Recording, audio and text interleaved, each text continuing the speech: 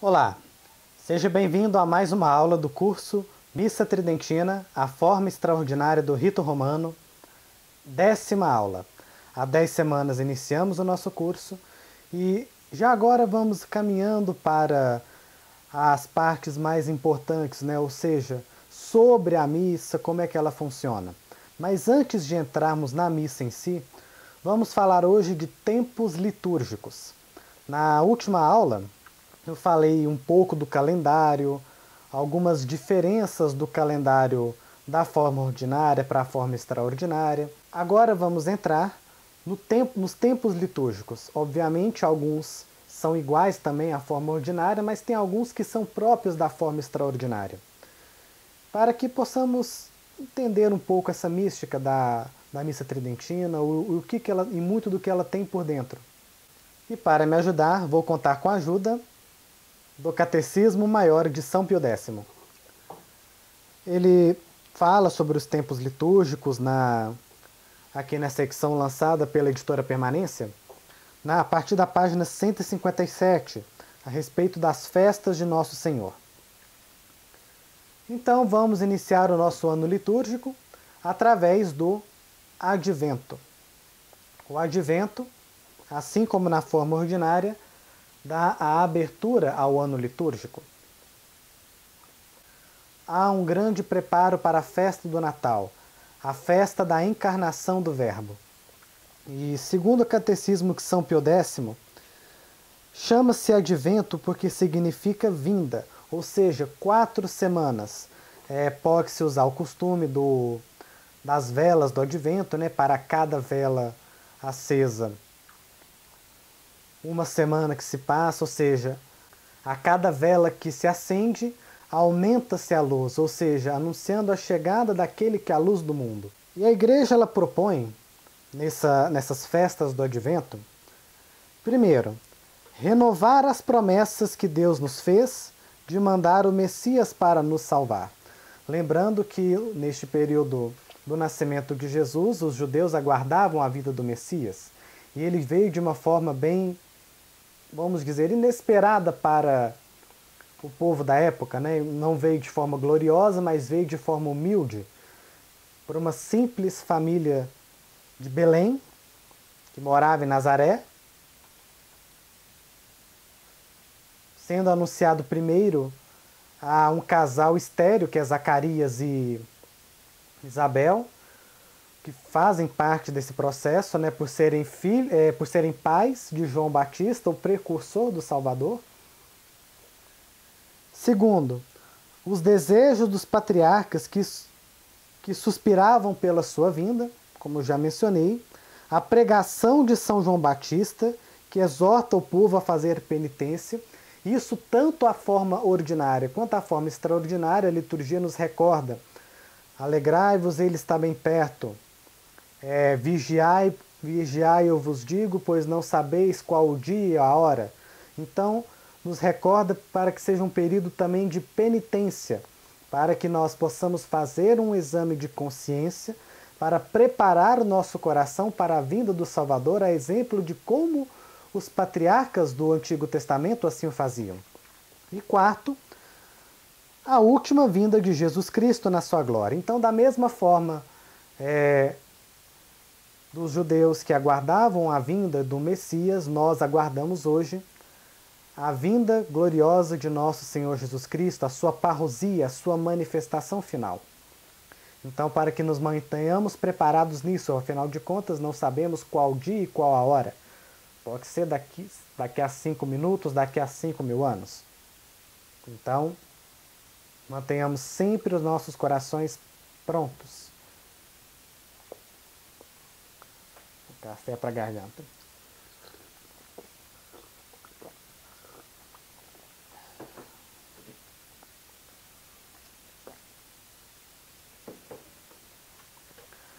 Após celebrarmos a festa do Advento, celebramos então a grande festa do Natal, para celebrar o nascimento temporal de Jesus Cristo, segundo afirma o Catecismo de São Pio X, né? Ou seja, a vinda de Deus para o tempo, embora ele já esteja no tempo através da gestação de Nossa Senhora, mas o nascimento do Salvador.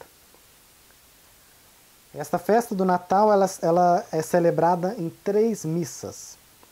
A missa do galo, que é a missa da meia-noite, a missa da aurora e a missa do dia. São 3 missas, segundo o Catecismo de São Pio X. Na primeira missa, considera a Virgem Maria que vai de Nazaré a Belém, em companhia de São José, para registrar o menino conforme ordem do imperador, e não encontrando lugar, deu à luz a Nosso Senhor em um estábulo. No Evangelho da segunda missa, a missa da aurora, propõe a visita feita a Jesus Cristo por alguns pobres pastores, na qual o anjo anunciou aos pastores que hoje nasceu para nós o Salvador, que é Cristo Jesus. E no terceiro evangelho, considera que esse menino, no tempo, ao nascer na Virgem Maria, e desde a toda a eternidade, é o Filho de Deus. Que no caso seria o primeiro evangelho de João. Ou seja, aquele evangelho que nós lemos na missa tridentina, em todo final de missa tridentina é lido esse evangelho como o último evangelho, menos na missa do Natal. Em outras missas também ele não é lido, mas na missa do Natal, do dia do Natal em específico, ela não é lida, ela é lida sim na parte do evangelho comum. Aí dessa forma se omite o último evangelho. Então, qual o sentido de celebrar 3 missas? Segundo o Catecismo, o intuito é propor a nossa consideração a tudo aquilo que é celebrado nesse período. O fato do nosso Salvador ter se feito homem para a nossa salvação, para que nós reconheçamos juntamente com os pastores, o adoremos como verdadeiro Filho de Deus, que desde a eternidade existia junto com o Pai. Felipe, e a missa da véspera do Natal? A missa da véspera do Natal ela é celebrada no dia 24, obviamente, só que ela é um caráter penitencial, tanto que se usa o roxo, não usa o branco, só usa o branco na missa da meia-noite. Muito bem, segue-se então a sequência das festas, Santo Estevão, São João Evangelista, os santos inocentes. Não se celebra... Tá matando a siririca ali. Não se celebra a Sagrada Família. A Sagrada Família é só em janeiro, na forma extraordinária. Então passamos para o dia 1º. Dia 1º de janeiro, a festa da circuncisão de Nosso Senhor. A festa de Maria, Mãe de Deus, é no dia 11 de outubro, na forma extraordinária. A circuncisão de Nosso Senhor, que também é a 8ª do Natal, é uma solenidade também, é dia de preceito, assim como na forma ordinária. Então, dia 1º de janeiro sempre foi dia de preceito. Esta festa foi instituída para lembrar o primeiro sangue derramado por Nosso Senhor Jesus Cristo nos primeiros dias de sua vinda. A circuncisão na lei antiga era como para sinalizar aqueles que pertenciam ao povo de Deus.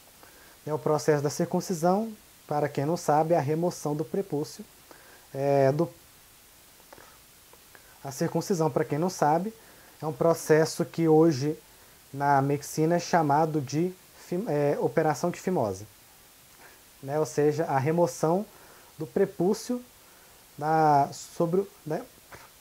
ou seja, a remoção do prepúcio do pênis do menino. E esse procedimento era feito entre os judeus, uma prática dos judeus, desde pequenos, como uma forma de sinalizar como pertencentes ao povo de Deus. E por que Jesus se sujeitou a isso? Da mesma forma como Nossa Senhora se sujeitou à purificação, como Jesus se sujeitou ao batismo, não precisavam, mas eram obedientes e servos de Deus. E logicamente Jesus era o próprio Filho de Deus, ele é autor da própria lei e da própria santidade, então ele também se submeteu àquilo que o próprio Deus criou. Após então a festa da circuncisão, celebramos a Epifania. Na forma extraordinária, a festa da Epifania é sempre celebrada no dia 6 de janeiro. Na forma ordinária, era transferida para um domingo ou seguinte ou anterior, né? Geralmente é o primeiro domingo de janeiro, a menos que o primeiro domingo seja dia 1º. Então, mas na forma extraordinária, é dia 6 de janeiro sempre. É uma solenidade, é um dia de preceito, na qual celebramos a manifestação de Nosso Senhor. É isto que Epifania significa. Aparição, manifestação, que é a vinda dos Reis Magos para adorarem a Nosso Senhor. Essa festa tem um grande sentido, afinal de contas, trata-se também da submissão do poder temporal ao poder espiritual, ou seja, os reis do templo adorando ao Rei dos Reis, ao verdadeiro Rei do universo. E pelo fato de serem 3 reis de nacionalidades diferentes, né? Tanto que fala naquela música do Padre Zezinho, um era branco, outro cor de jambo, outro era negro. Ou seja, um europeu, um africano e um asiático. Indiano, vamos assim dizer. Indicando que era o rei de todos, já como um prefixo da Santa Igreja Católica, que não seria mais apenas para um povo em específico, mas sim para toda a humanidade.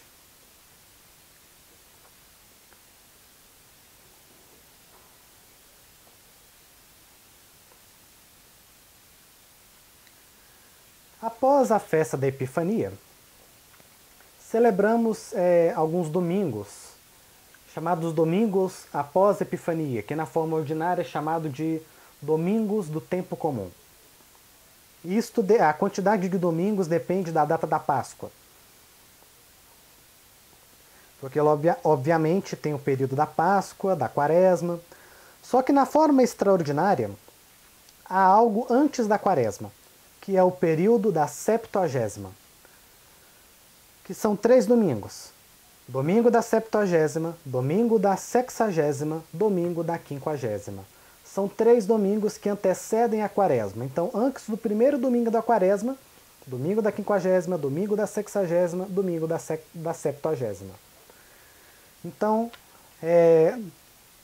nos tempos até antes do Vaticano II, esse período de penitência começava 70 dias antes da Páscoa. E nós tínhamos uma pré-Quaresma, que era no período da Septuagésima. Esses domingos antecedem a Quaresma. O objetivo, já nos preparemos para a Quaresma, é uma preparação para a Quaresma. Então, diferente do que se fala, né? A igreja faz o carnaval para o pessoal pecar à vontade, para na quarta-feira de cinza todo mundo se confessar. Não tem nada disso. E é unânime a visão dos santos de que o carnaval é uma festa pagã, cujo maior objetivo é levar almas ao inferno. Então, a igreja sempre teve um cuidado com as almas. Antes da Quaresma, existe um período também de preparação, que é esse período da Septuagésima. Já na Septuagésima, usa-se o roxo, omite-se o aleluia, tanto que no sábado antes da Septuagésima havia o costume do enterro do aleluia. Omite-se o glória também. Nos 3 domingos que se celebram, segundo o Catecismo de São Pio X, na Septuagésima apresenta a queda de nossos primeiros pais e o seu justo castigo, ou seja, o pecado de Adão e Eva. Na Sexagésima, o dilúvio universal mandado por Deus. E na Quinquagésima, a vocação de Abraão e a sua recompensa de uma descendência fértil. E por que olha a pergunta. Por que apesar das instruções da igreja, neste tempo de Septuagésima, mais do que em qualquer outro, se vê tantas desordens? O catecismo responde que neste tempo, mais do que qualquer outro, vêm as desordens em muitos cristãos por causa da maldade do demônio, que contraria os desígnios da igreja, faz seus maiores esforços para levar os cristãos a viver segundo os ditames do mundo. Lembrando, né, então, que a igreja sempre teve este cuidado, no período do carnaval, de fazer retiros, recomendar às almas para que elas se mantenham com a família ou junto à igreja, para que façam penitência, para que ofereçam sacrifícios a Nosso Senhor Jesus Cristo em desagravo a Nosso Senhor por tantas ofensas feitas no carnaval. E não é de hoje, já vemos, eu estou gravando aqui, eu estou gravando essa aula dia 31 de outubro, véspera da solenidade de Todos os Santos, então já se vê notícias do carnaval do ano que vem, de 2020, de escolas de samba que já estão, promovendo cada tema profano. E sem contar as vestes indecentes, as orgias, o quanto que é um período que faz mal à alma. O quanto que são artimanhas que o demônio utiliza para levar as almas ao inferno. Então, como bem recorda o Catecismo de São Pio X, a Igreja nos recomenda que afastemos desses espetáculos maldosos e aplique-nos com maior diligência a oração e a mortificação. Porque, obviamente, não adianta nada você já entrar numa festa pagã, aproveitar, se esbaldar, quarta-feira de cinza eu já taca a cinza e me confesso, não tem nada disso. Se você peca já com a intenção de confessar aquilo que você está fazendo, você tem duplo pecado para confessar. Porque você está abusando do sacramento da confissão. Então, cuidado quando vem a sua mente, depois eu confesso. Depois eu confesso. Vou fazer, depois eu confesso. Cuidado. Você terá que confessar isso também. Cuidado para trabalhar bem seu arrependimento. E cinzas na cabeça não perdoa o pecado de ninguém. Aquilo é um sacramental para que a gente lembre que somos pó e ao pó voltaremos. E de que nossa vida pode acabar num instante. Então devemos estar preparados para acolher a irmã morte quando ela quiser vir. Então, muito cuidado. Entrando no período da quaresma, através da quarta-feira de cinzas, após o domingo da 50ª, entramos na quarta-feira de cinzas, que tem-se o rito de jogar as cinzas, né, em nossas cabeças, lembrando que somos pó, para que nós também nos humilhemos, né, para que nos humilhemos, recordamos daqueles que se enchiam de cinzas em períodos penitenciais. A liturgia nos recorda desta forma, também através do pedido de Nosso Senhor de jejum, penitência e oração, de fazer o jejum com o espírito de amor, de orar com mais intensidade e da esmola, ou seja, desapegarmos de nós para darmos a olhar para quem está passando necessidade. É um período em que nós escolhemos penitências. A quarta-feira de cinzas é um dia de jejum obrigatório. Nós geralmente escolhemos uma penitência, ou seja, renunciamos a um prazer. Esse negócio de jejum de palavras negativas. Jejum de não falar mal do outro. Gente, não se faz jejum de pecado. Jejum se faz de prazer. Um prazer lícito, por exemplo.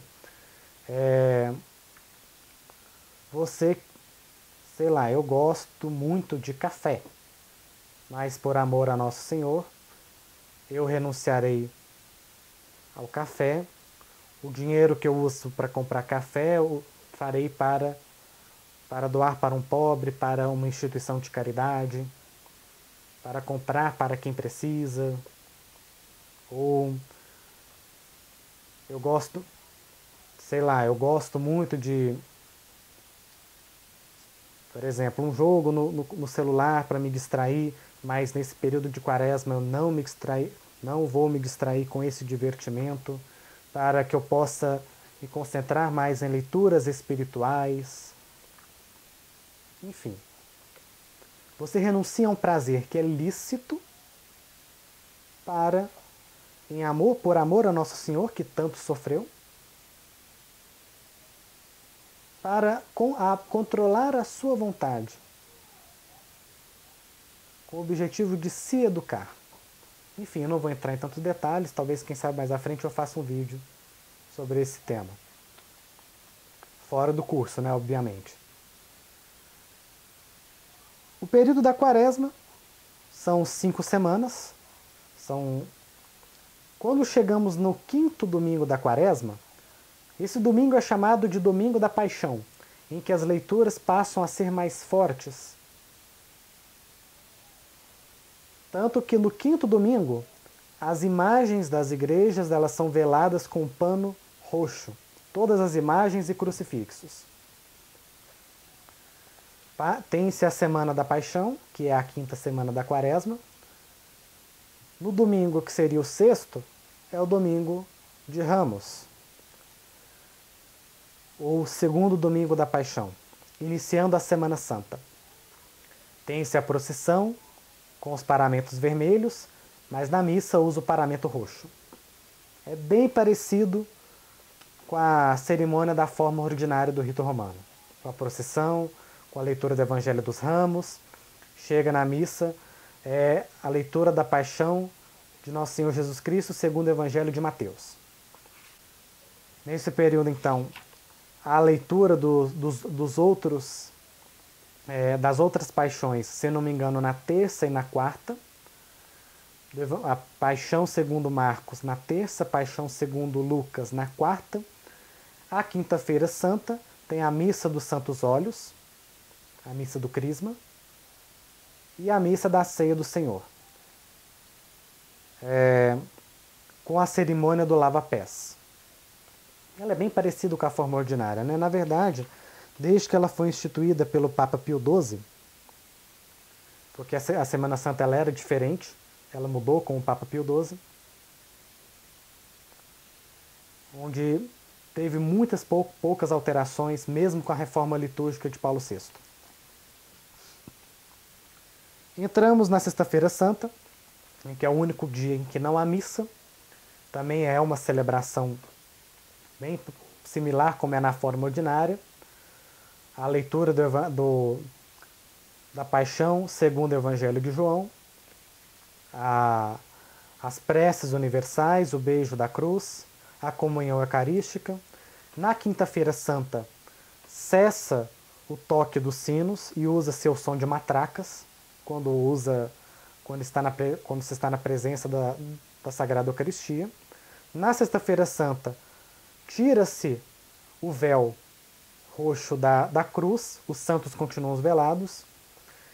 Na Vigília Pascal, celebrada à noite, de preferência à meia-noite, do sábado para o domingo, há uma procissão que começa com os paramentos roxos, com as leituras das epístolas do Antigo Testamento, o canto do Glória, em que aí tira-se os véus das imagens dos santos, a igreja passa a ser novamente ornamentada, o padre troca o paramento roxo pelo paramento branco, tem a bênção do fogo antes, de forma bem similar. E o domingo de Páscoa, a festa da Páscoa, em que celebramos a festa da Páscoa, em que celebramos a ressurreição de Nosso Senhor, o ponto máximo da nossa fé. Afinal de contas, se Jesus não ressuscitou, vã é a nossa fé.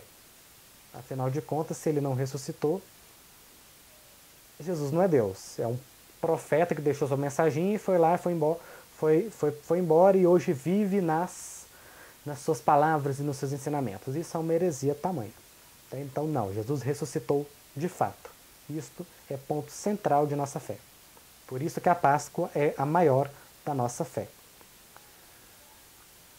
Depois da festa da Páscoa, tem a semana da oitava, o domingo em Albis, que é o segundo domingo da Páscoa, ou primeiro domingo após a Páscoa. São 6 domingos após a Páscoa no total. Após o sexto domingo, na quinta-feira, tem a festa da Ascensão, Sim, a festa da Ascensão é na quinta-feira, após o sexto domingo. E também é celebrada novamente com uma solenidade externa no domingo seguinte. Depois, a grande festa de Pentecostes, que é a festa da vinda do Espírito Santo. Mas antes, eu pulei uma coisa que antecede a festa da Ascensão. Peço desculpas por isso. Na festa da Ascensão, antes da festa, existem os 3 dias de rogações, na segunda, na terça e na quarta. O que é isso? Nos 3 dias de rogações, a igreja faz procissões e preces para aplacar a Deus e torná-lo mais propício, a fim de que perdoe os nossos pecados, abençoe os frutos da terra, afaste de nós seus castigos e nos socorra em nossas necessidades. São essas 3 rogações, ou as 3 ladainhas, que através da ladainha dos santos nós imploramos a misericórdia da Santíssima Trindade, rogamos o patrocínio da Santíssima Virgem Maria e de todos os santos, pedindo, louvando pelos frutos da terra. São uma ordem de 3 procissões, de 3 dias penitenciais que antecedem a festa da Ascensão. E aí sim celebramos a Ascensão na quinta-feira, depois do 5º domingo após a Páscoa. No domingo seguinte à Ascensão, a festa de Pentecostes, a vinda do Espírito Santo, que é os 50 dias após a Páscoa. Uma semana depois, a festa da Santíssima Trindade. Na quinta-feira após a festa da Santíssima Trindade, temos a festa do Corpo de Deus, o Corpus Christi, que é missa de preceito da mesma forma. E a partir daí então começa o período chamado Domingos após Pentecostes, que no total são 24 domingos. Caso passe os 24 domingos, e por exemplo, vai faltar 2 domingos para chegar o primeiro domingo do Advento, do próximo ano. Chegou os 24 domingos e ficou faltando 2. Aí o que se faz?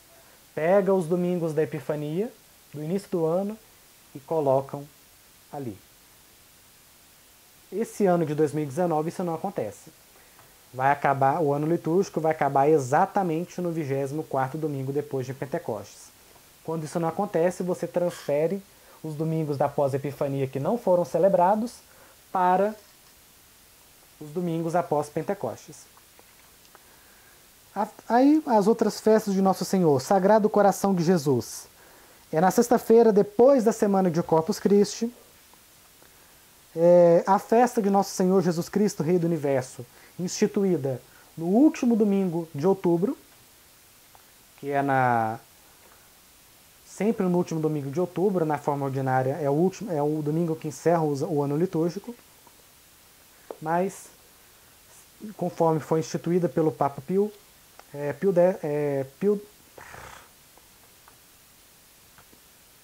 mas conforme foi instituída pelo Papa Pio XI na Aquas Primas, celebrado no último domingo de outubro. E o ano litúrgico se encerra sempre com o 24º domingo após Pentecostes. Esses são os tempos litúrgicos na forma extraordinária. Foi um tema que gastou um tempo, mas para compreendermos um pouco da essência que está na missa tridentina e o que celebramos nela. Na próxima aula, já vamos entrar na missa, explicando um pouco do que acontece passo a passo.